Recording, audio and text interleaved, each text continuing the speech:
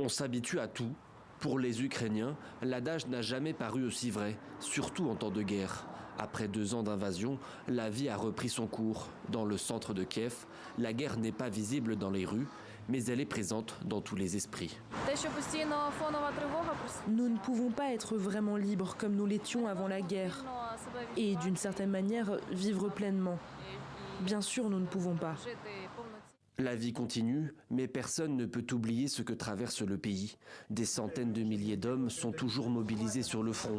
Chaque camp se refuse à communiquer sur son nombre de morts, qui se compte sans doute en centaines de milliers. En 2 ans de conflit, les armées ukrainiennes et russes sont passées d'un affrontement mobile à une confrontation presque entièrement figée. La guerre s'est transformée en duel d'artillerie et à ce jeu, c'est la Russie qui a pris l'avantage.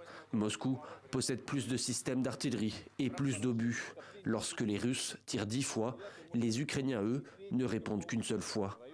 Alors depuis plusieurs mois, Kiev en appelle désespérément à ses alliés. Nous avons vraiment besoin de soutien pour cela, parce que nous n'avons tout simplement pas assez de munitions. Une supériorité qui a permis à la Russie ces derniers mois d'engranger des succès mineurs, comme la prise d'Avdiivka. Mais à l'échelle des 1200 km de front, les changements restent insignifiants. Dans le domaine militaire, c'est ce qu'on appelle un blocage tactique. Aucun des 2 camps n'est suffisamment fort pour prendre le dessus sur son adversaire. Alors les hommes creusent et s'enterrent dans des tranchées, en attendant peut-être la relève. Après l'échec de la contre-offensive de l'été dernier, le débat fait rage en Ukraine. Faut-il mobiliser plus d'hommes? Le gouvernement craint une mesure impopulaire, mais la situation sur le front ne lui laissera peut-être pas le choix.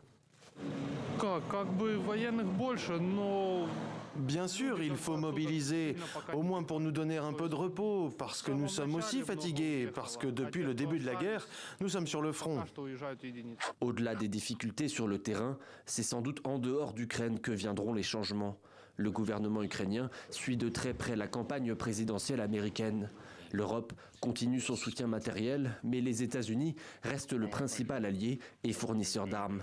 La prochaine élection pourrait avoir un impact sur le conflit car Donald Trump l'a déjà fait savoir, son soutien à l'Ukraine ne sera pas inconditionnel.